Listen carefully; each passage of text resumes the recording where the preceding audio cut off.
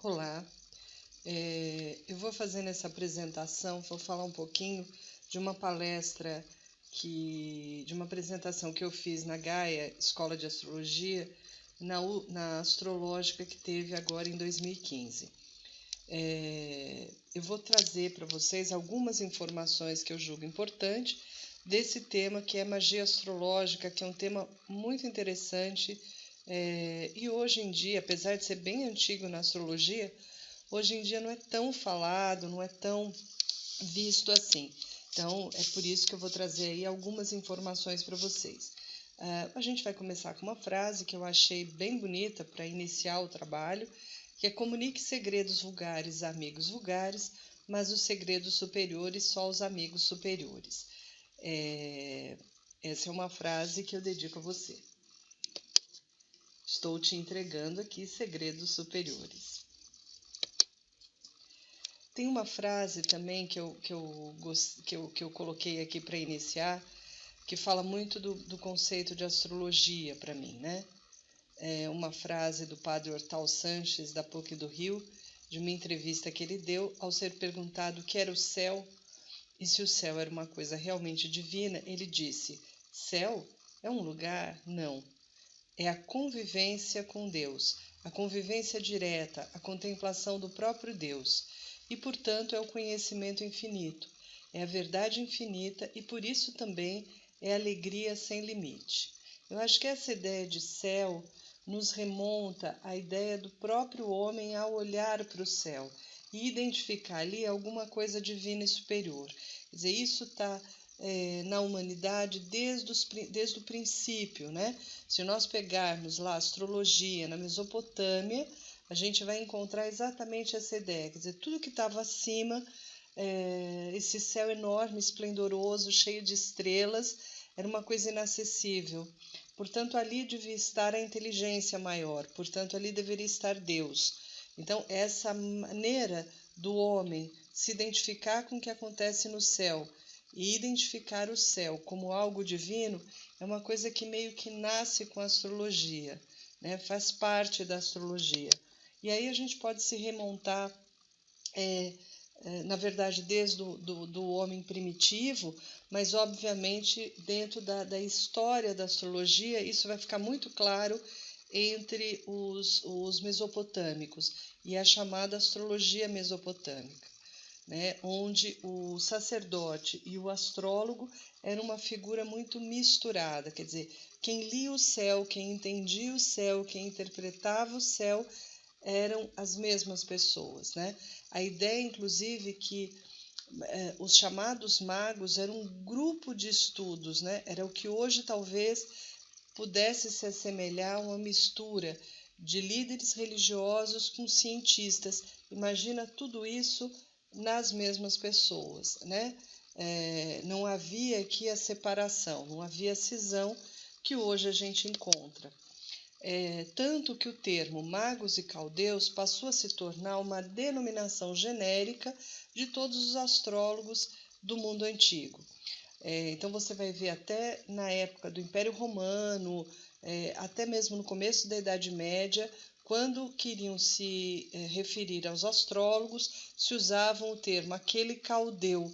Quer dizer, não era porque ele tinha nascido na Mesopotâmia, mas porque caldeu era a designação, era um sinônimo mesmo de astrólogo, né? Magos, matemáticos, caldeus, os astrólogos foram chamados de formas diferentes aí na antiguidade. Os planetas não eram deuses, mas eles pertenciam aos deuses. Esta ligação da astrologia e dos próprios astrólogos gerou um papel de destaque em um sistema que misturava totalmente os sistemas político, social e religioso, ou seja, na ordem social o seu papel era também destacado. Então, a ideia aqui, e hoje em dia a gente tenta refutar, tenta negar um pouco isso, quando as pessoas elas associam a astrologia com magia, com misticismo, e hoje a astrologia ela tende, digamos assim, muitas vezes a se afastar dessa marca, né? E muitos astrólogos, inclusive, lutam, né, para que isso não fique, porque isso hoje em dia é tido e é considerado uma coisa meio pejorativa, mas é importante a gente entender também que lá, nos primórdios, no nascimento da astrologia, essas coisas elas não estavam tão diferentes na malha da sociedade como hoje estão, né? Quer dizer, hoje a gente tem um lugar para o misticismo, um lugar muitas vezes diferente para a religião, olha que coisa, e ao mesmo tempo um lugar diferente para a ciência, ou seja, como se essas coisas elas não pudessem conversar, né? E pouco conversam. E antigamente, nos primórdios da astrologia, era uma conversa única, era um papel único. Não é por acaso que os astrólogos e a astrologia teve um papel de destaque durante tanto tempo, né? Tem uma frase que eu acho que vai trazer aqui um esclarecimento importante do papel da magia para nós, é verdade, sem engano, certo e muito verdadeiro. O que está embaixo é como o que está em cima, e o que está em cima é como o que está embaixo. Por tais coisas se fazem os milagres de uma coisa só. Essa é uma versão latina da Tábua Esmeralda, que é uma frase bastante conhecida, mas é um princípio que está muito relacionado com a astrologia. É que eu relacionar o que está no céu com o que a gente vive na Terra. Inicialmente com os grandes grupos, no caso da astrologia antiga, que não nasceu com a astrologia pessoal, com o mapa pessoal, nasceu como um conhecimento do céu com a coletividade, com os grupos, com as nações, e pouco a pouco foi passando para o que a gente conhece aí da astrologia mais pessoal. Tem um princípio, né, que é interessante, que é o chamado pensar por correspondência ou por simpatia. Toda a base do pensamento esotérico e também do pensamento astrológico funciona dessa maneira. É como se as coisas pudessem se relacionar através dessa lei de correspondência. Plantas, homens, minerais, planetas, todos estariam ligados entre si. Todas as coisas podem simbolicamente encontrar referências. Isso é um princípio astrológico, por exemplo, se no céu eu tenho determinada configuração, isso em relação ao meu mapa vai ter um determinado significado, em relação à sociedade, à política, também terá um determinado significado. Saturno ingressou no signo de Sagitário, quer dizer, o que isso vai, o que é Saturno, o que é Sagitário e o que eu posso esperar disso? Quer dizer, é sempre um pensamento por correspondência.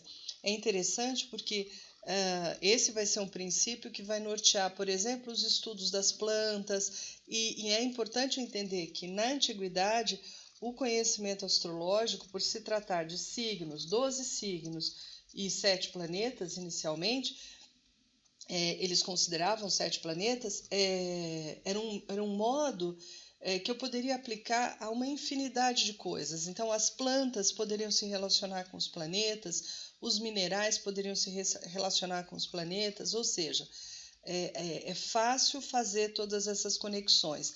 Daí que vem uma coisa que hoje em dia normalmente é um conhecimento superficial, sem grande importância, mas que na antiguidade teve um papel, uma relevância muito significativa, que é aquela ideia, por exemplo, da pedra do signo, um metal, mineral relacionado com o signo. Como tudo na natureza poderia ser correlacionado com os planetas e com os signos, se procurava na natureza as correspondências que haviam. Então, quando você diz que uma determinada pedra é de um determinado signo, você está dizendo que existe uma correspondência, ou seja, existe uma familiaridade, existe uma associação entre esse mineral e esse signo. Portanto, a potência que está nesse signo. Se for uma potência, por exemplo, um planeta, se eu fizer uma correspondência entre metal e planeta, eu poderia pensar que um metal que correspondesse ao planeta Marte terá características similares à de Marte. Quer dizer, todo o pensamento esotérico, astrológico e também magístico vão trabalhar com essa ideia de correspondência. ok? Isso, na verdade, acontece até hoje. Então, aqui é uma frase que explica, sintetiza um pouco o que eu acabei de explicar. A astrologia possui um corpo de conhecimento específico, planetas, signos, e é usado de maneira ampla e aplicável em várias condições, o que a torna fundamental como disciplina auxiliar. Isso explica a importância da astrologia desde a antiguidade. Então, nós vamos ter um grande número de ciências, né? A gente pode ter a química, a própria medicina, que todas elas, nos seus primórdios, começam a trabalhar com a conexão de minerais, signos e planetas, plantas, toda a ideia da fitoterapia, dos remédios, aplicados também a planetas e signos. A tradição egípcia, grega e romana gerou um conjunto de conhecimentos reunidos em um sistema gerado pela simpatia, ou seja, pela correspondência entre microcosmo e macrocosmo. Então, a tradição, que é os chamados corpos herméticos, né? Ou seja, toda essa tradição antiga, ela está muito relacionada com a própria ideia da astrologia, que as coisas estavam relacionadas, as coisas interagiam, havia o macro e havia o micro. Isso, na verdade, a gente vai encontrar nos discursos, nos pensamentos até hoje. Aqui eu trouxe um exemplo de um texto do Livro dos Mistérios, né, que foi escrito em torno do século VI, só para a gente entender como isso se dava, e aqui é uma literatura judaica do fim da antiguidade. Como se dá os exames das esferas celestes, como percorrer tudo em seus 7 campos, como os signos astrológicos são observados, como se examinam os caminhos do Sol e se explicam os da Lua, como se conhecem os caminhos da Grande Ursa, do Órion e das Pleiades, quais os nomes dos guardas de cada firmamento e sobre que regiões eles regem, e como levá-los a garantir o sucesso em todas as coisas desejadas, quais os nomes de seus ajudantes de oferendas, bebidas, que lhes devem ser levadas, e, finalmente, qual o momento certo para que ouçam as orações e atendam os pedidos daqueles que se aproximam em pureza. Bem, não deve nos causar estranheza nenhuma a quantidade de informação astrológica que era necessária para que os rituais, os entendimentos, eles pudessem ser processados. Bem, nós vamos ficando por aqui, mas eu vou fazer um vídeo, talvez um ou mais 2 vídeos, para falar um pouquinho dos talismãs, dos amuletos e toda a construção e estruturação da magia astrológica que vai se dar na Idade Média, principalmente através de grandes livros, de grandes obras que se tornaram importantes aí até os nossos dias.